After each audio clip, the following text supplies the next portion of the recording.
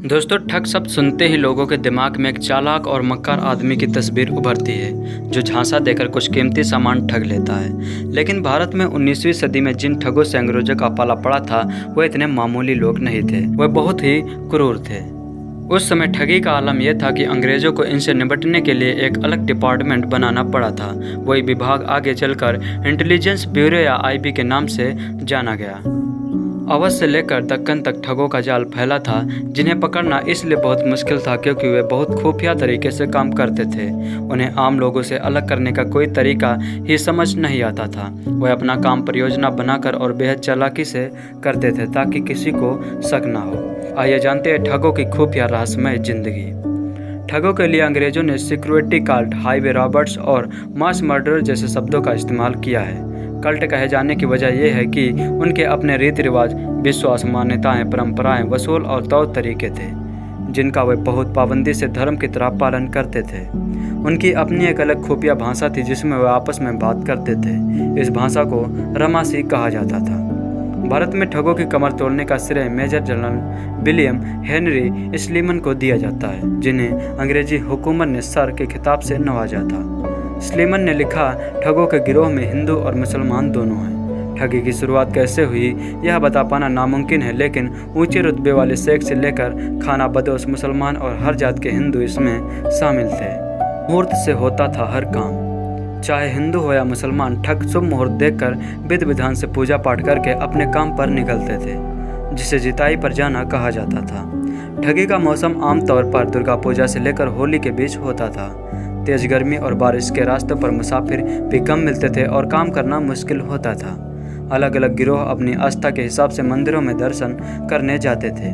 ज़्यादातर ठग गिरोह माँ काली की पूजा करते थे। इसके अलावा वे हर अगले कदम से पहले शकुन और अपशकुन का भी विचार करते थे। उल्लू के बोलने, कौवे के उड़ने, मोर के चिल्लाने, लोमड़ी के देखने जैसी हर चीज़ का वे अपने हिसाब से अलग मतलब निकालते थे। जिताई पर जाने से 7 दिन पहले से साता शुरू हो जाता था। इस दौरान ठग और उनके परिवार के सदस्य खाने पीने, सोने, उठने और नहाने, हजामत बनाने वगैरह के मामले में कड़े नियमों का पालन करते थे। साता के दौरान बाहर के लोगों से मेलजोल, किसी और को बुलाना या उनके घर जाना नहीं होता था। इस दौरान कोई दान नहीं दिया जाता था, यहाँ तक कि कुत्ते, बिल्ली जैसे जानवरों को भी खाना नहीं दिया जाता था। जिताई से सफल होकर लौटने के बाद पूजा पाठ और दान पुण्य जैसे काम होते थे।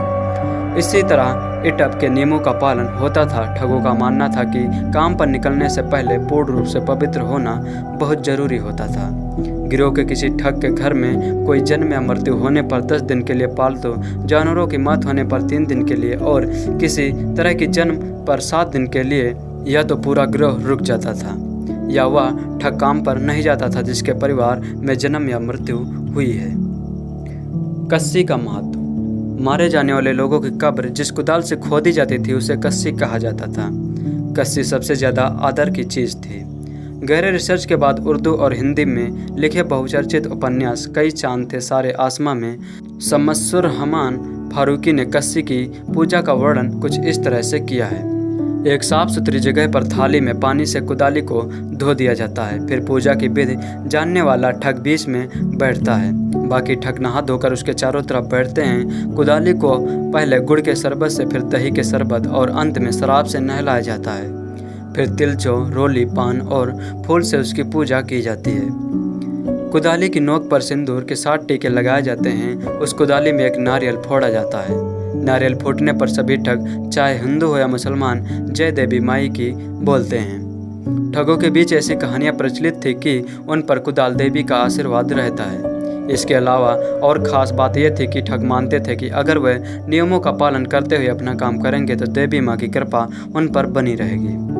पहला नियम यह था कि कत्ल में एक बूंद भी खून नहीं बहना चाहिए।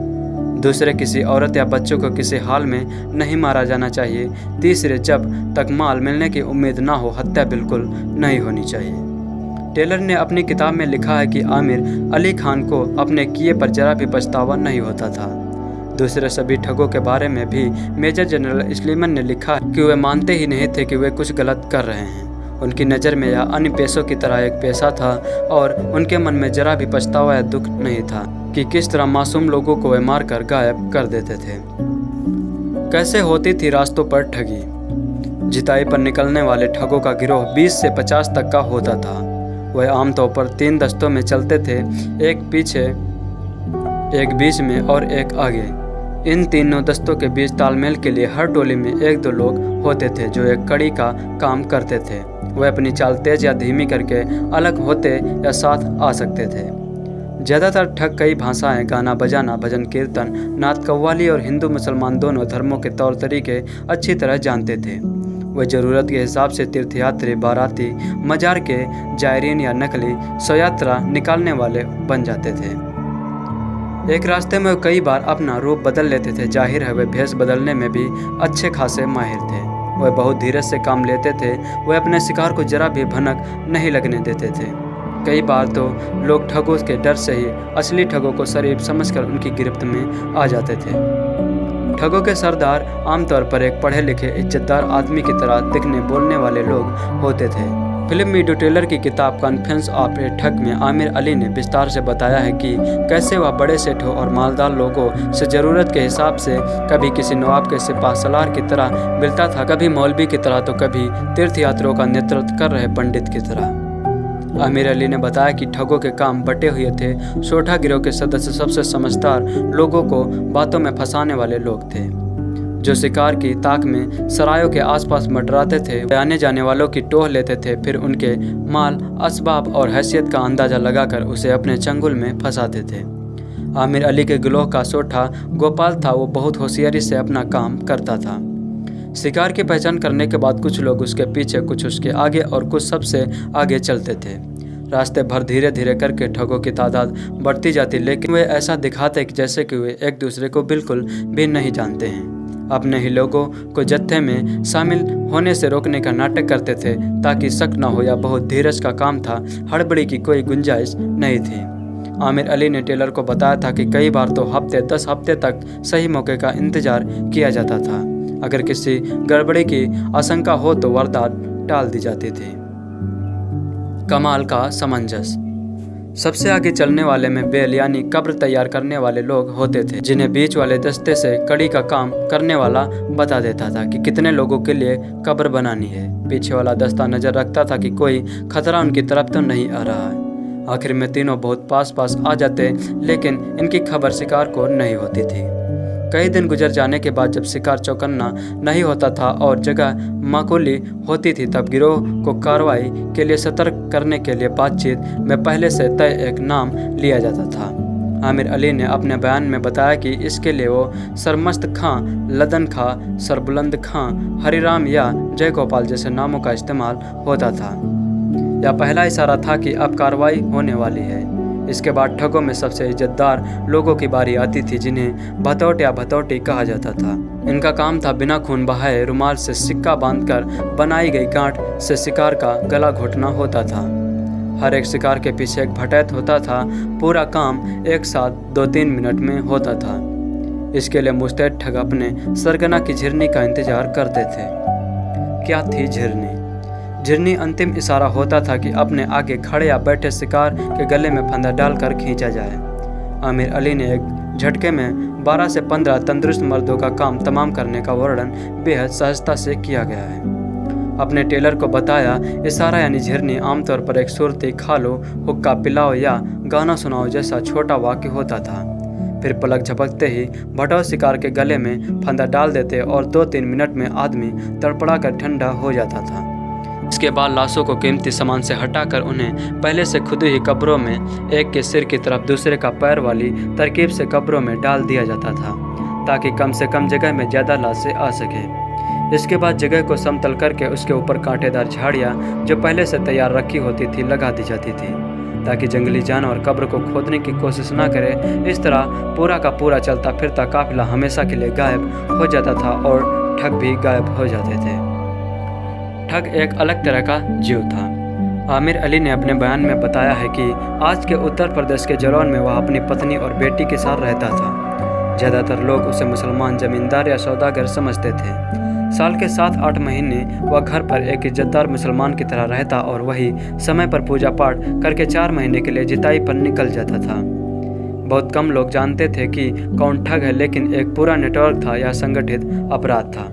आमिर अली के मुताबिक कई छोटे बड़े जमींदार और नवाब ठगों से नजराना वसूल करते थे और मुसीबत के वक्त उन्हें पनाह भी देते थे, लेकिन अंग्रेजों को उनकी भनक तक नहीं लगने देते थे। इसी तरह कई जमींदारों ने ठगों को अपनी बिना खेती वाली ज़मीन इस्तेमाल करने की छूट दे रखी थी, जिनमें वे सामूहिक कब्रें खोदते थे। बदले में उन्हें ठगों से हिस्सा मिलता था। इसी तरह हर ठगों के मुखबिर और उनके मददगार लोग थे, जिन्हें वे पैसे देते या उनमें दोस्तियाँ गांठते थे। मदद करने वाले इन लोगों को तो कई बार पता भी नहीं होता था कि वे किसका साथ दे रहे हैं, कौन ठग था और कौन नहीं। अंग्रेज इस पहेली से लगातार जूझ रहे थे। फिल्म में डो टेलर ने अपनी किताब की भूमिका में 1825-26 में एक दिलचस्प किस्से का जिक्र किया है। वे लिखते हैं कि मेरी तैनाती हंगोली में थी। वहाँ हरि सिंह नाम का एक व्यापारी था। हम उससे लेन देन करते थे।